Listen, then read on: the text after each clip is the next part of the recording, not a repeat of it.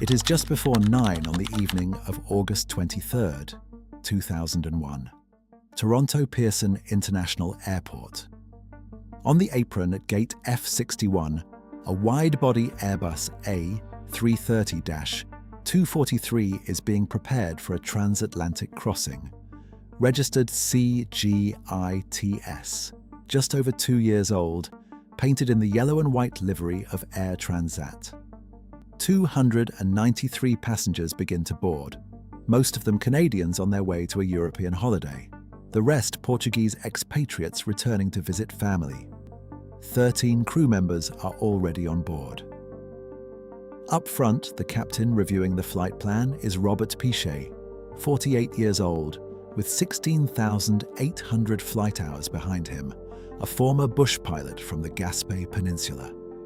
Beside him sits First Officer Dirk de Jager, 28 years old, with 4,800 hours of his own. 7 hours from now, both engines of their aircraft will be silent over the mid-Atlantic, and Piché, who learned to fly gliders as a teenager and once spent 16 months in an American prison for smuggling marijuana, will be the only thing standing between the 306 people behind him and the cold, black water below. The flight number is Air Transat 236. The destination is Lisbon, Portugal. None of what is about to happen has anything to do with the weather, the route, or the routine of the journey itself. The cause of what will happen, in fact, has already happened. 10 days earlier, in a hangar at this same airport, in the small hours of the morning, while a maintenance crew tried to solve a problem using a service bulletin they could not find.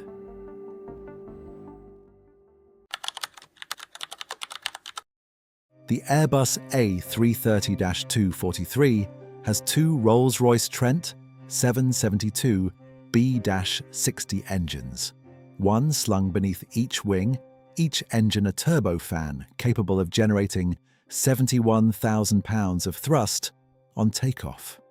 On the night of August 14th, 10 days before the flight to Lisbon, the right-hand engine of C-GITS, the engine designated number 2, had been removed for scheduled maintenance work. Air Transat's own spare engine was not available. A loaner engine on temporary placement at the airline's facility from Rolls-Royce itself was selected as the replacement, and the engine change began at midnight. The work proceeded normally until the technicians attempted to fit the rear hydraulic pump from the removed engine onto the loaner. They could not. The hydraulic pump, taken from a post-modification engine, fouled against the high-pressure fuel pump inlet tube on the loaner, which was still in pre-modification configuration. A service bulletin, issued previously by Rolls-Royce and listed in the Airbus parts catalogue under reference R B211-29-C625, would have explained how to bring the configurations together correctly. The lead technician on shift could not access the bulletin from any of the terminals in the hangar that night. He sought verbal advice from the maintenance engineering department instead, was told the change could be done without the bulletin, and proceeded. The result was a mismatch. A post-modification hydraulic pump installed alongside a pre-modification hydraulic tube assembly, with too little clearance between the hydraulic line and the fuel line running beside it. To create the appearance of clearance, a technician inserted a screwdriver between the 2 tubes and forced them apart. The marks left behind would be identified years later by their alignment. The aircraft was signed off and returned to service. Over the next week, on every flight C-GITS made, the right engine ran at 3,000 pounds per square inch of hydraulic pressure, and the hydraulic line did what flexible tubing under pressure tends to do. Expanded radially, shortened in length, and pressed itself closer to the fuel line beside it. Whatever clearance the screwdriver had forced was gone within hours. By the 7th day, after 67.5 engine hours, The fuel line was rubbing against the hydraulic line on every revolution of the pump. A crack was forming in microns. No one in the cockpit on any of those intervening flights would have any way of knowing. It is into this aircraft that the passengers of Flight 236 settle on the night of August 23, 2001. The Airbus pushes back from the gate at Toronto Pearson at 0052 UTC on August 24th, 8:52 on a Thursday evening local time. It carries 46 9/10 tons of fuel, roughly 4.5 tons more than regulations require for a transatlantic crossing. The takeoff is unremarkable. The aircraft climbs out over Lake Ontario, turns northeast, and reaches its cruise altitude of 39,000 feet within 40 minutes. For 3.5 hours, nothing about the flight gives any indication that anything is wrong. At 0438 UTC, 3 hours and 46 minutes after departure, the fuel line in the right engine finally cracks.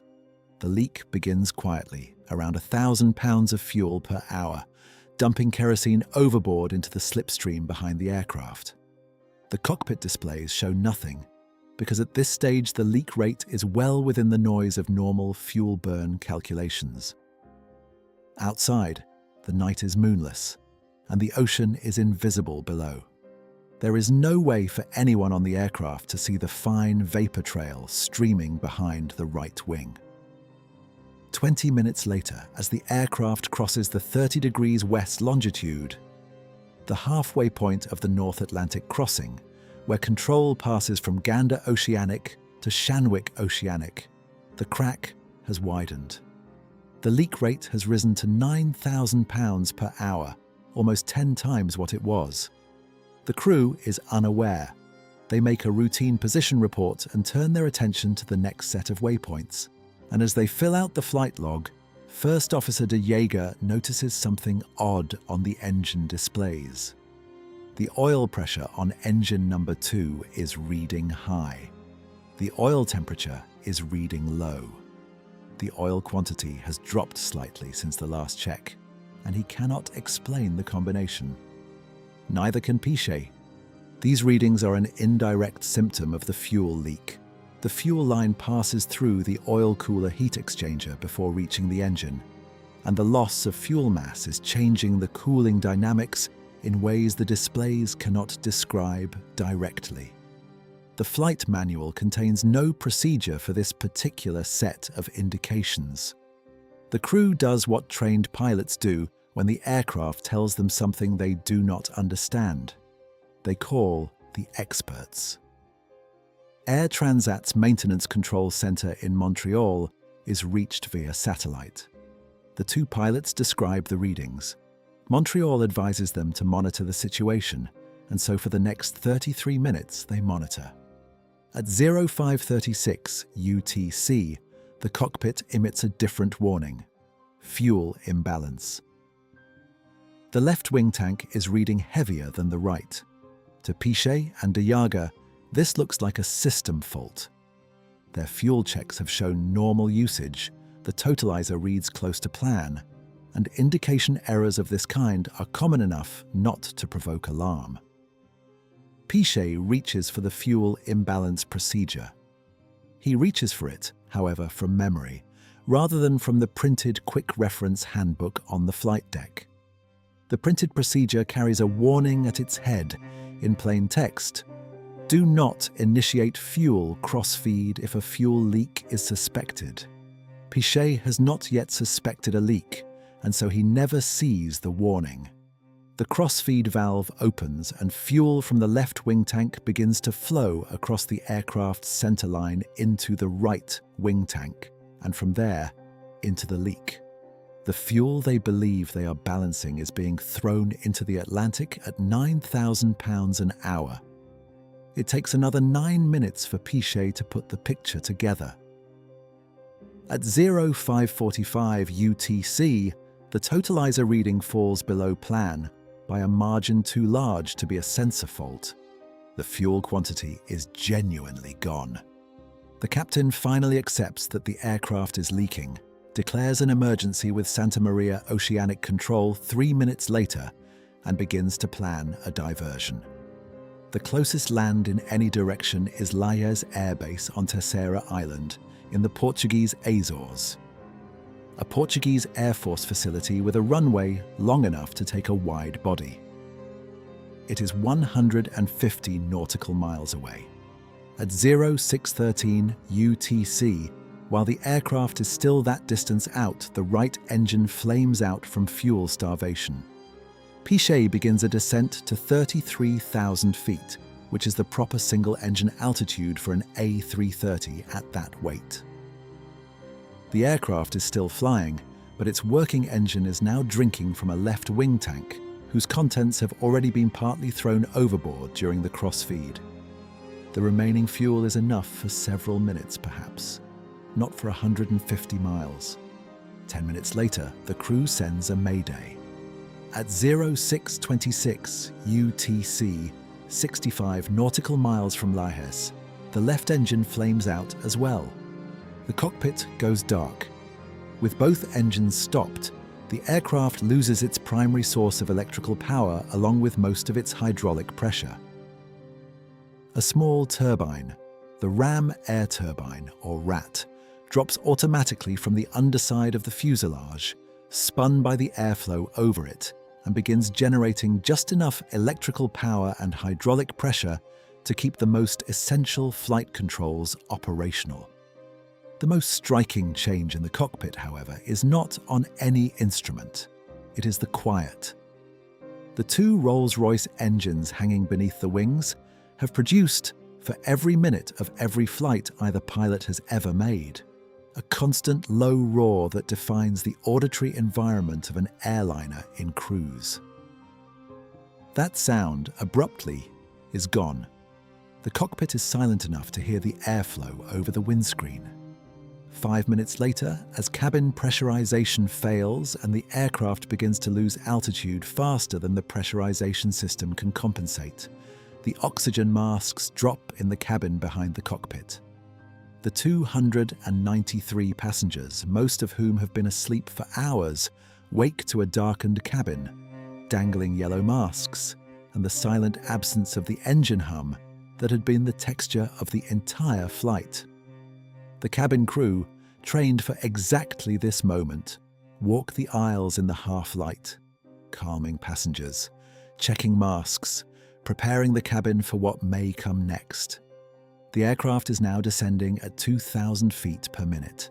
The crew calculates that they have somewhere between 15 and 20 minutes before they will be forced to ditch in the ocean. A ditching at night in the swells of the open Atlantic is not survivable in any meaningful sense. The fuselage of an A330 is not designed to absorb the impact of water at landing speed. It is designed to break apart, and the people inside it would face hypothermia in addition to drowning. Piché knows this. De Jager knows this. They turn the aircraft toward the coordinates of Lajes and begin the longest dead-stick glide in the history of commercial aviation. For the first several minutes, there is nothing to see. The Atlantic below is invisible in the dark. The instruments on the RAT-powered displays show only the most essential data. The cabin behind the cockpit is silent. Then, faintly, on the horizon, a glow. The lights of Lajes Air Base, still many miles distant, just barely within gliding range of the descending aircraft.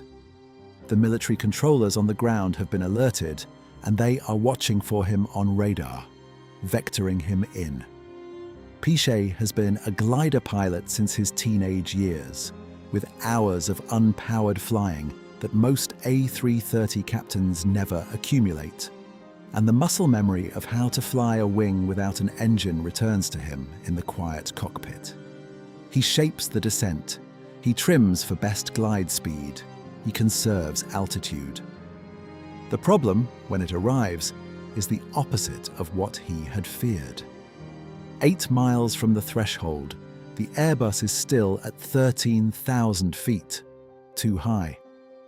A normal approach at this distance would have the aircraft below 5,000. There are no engines to throttle back, no spoilers that work without the hydraulic pressure he does not have, no flaps in the configuration he would normally use to descend. There is only the airframe itself and the air around it.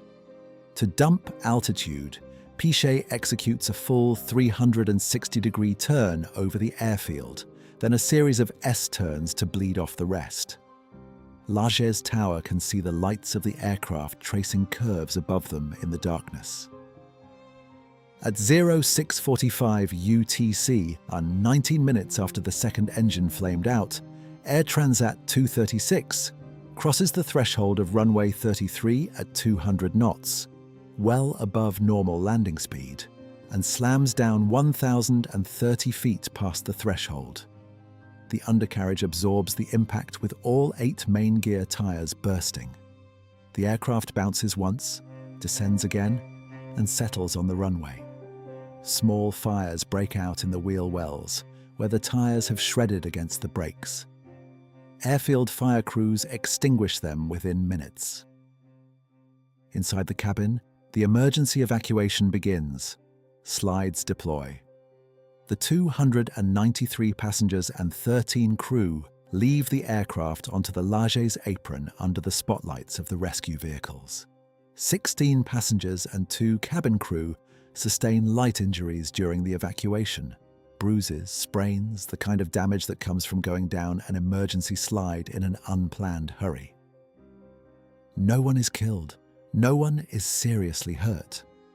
By the count of the morning's casualties, 306 people have walked away from a situation that, on the numbers alone, should have killed them all. The cause was traced quickly. The fuel line had cracked at the heat exchanger in exactly the place the hydraulic line had been pressing on it. Investigators examining the fuel and hydraulic tubing found the alignment of the scratches. Directional, parallel, made by a blunt instrument such as a screwdriver inserted between the tubes to force them apart. Once the system was pressurized, the clearance vanished. The maintenance procedure that had sent C-GITS back into service 10 days earlier had introduced a defect that needed only 1 week and 67 engine hours to break the aircraft. The Portuguese accident investigation final report reached 12 conclusions. The first 7 implicated maintenance, the unavailable spare engine, the use of an unfamiliar loaner, the technician's inability to access the service bulletin, the verbal authorization that took the place of a written procedure, the screwdriver that forced the clearance. The remaining 5 implicated the flight crew. They had not used the printed quick reference handbook for the fuel imbalance procedure. They had initiated a crossfeed without first ruling out a leak. They had lost more fuel through that decision than they could afford to lose. Their handling of the glide and the landing was, the report acknowledged, exemplary. Their handling of the warnings that preceded the glide was not. In the months that followed, the French Directorate General for Civil Aviation issued an airworthiness directive requiring a detailed fuel leak procedure to be added to the flight manuals of every A330 and A340 in service. The Federal Aviation Administration in the United States followed with its own directive in early 2006. Pilots across the industry now train on a fuel leak scenario built directly from the data of Flight 236. Captain Piché was awarded the Superior Airmanship Award by the Airline Pilots Association in 2002. The Canadian press celebrated him as a hero, particularly in Quebec. Piché himself, in interviews afterwards, was less certain. He spoke about being scared. He pointed out that the situation he had escaped from was one whose creation he had, in part, contributed to. He continued to fly for Air Transat until his retirement in 2017 and used his post-flight notoriety to fund a foundation supporting people with addictions, a cause connected to the years he had spent in an American prison decades before, after a marijuana flight from Jamaica went wrong, and authorities found him on the ground in Georgia with a plane load of contraband behind him. The aircraft, C-GITS, was repaired and returned to service in December 2001. It flew with Air Transat for another 20 years, accumulating thousands of further hours over the same Atlantic it had nearly fallen into, until it was withdrawn from the fleet in October 2021 and returned to its lessor. Among the airline's pilots and ground crew, it was known, for the rest of its working life, by a single nickname that everyone understood without explanation: the Azores glider. It is a story that ends in a way other Atlantic stories have not, with the same model of aircraft over the same ocean at night in a fuel emergency, but with 306 people walking off a runway in the Azores instead of vanishing into 4 kilometers of cold water. The difference between the two outcomes is not the airframe. The difference is what the men in the cockpit did in the minutes that mattered with the information they were given.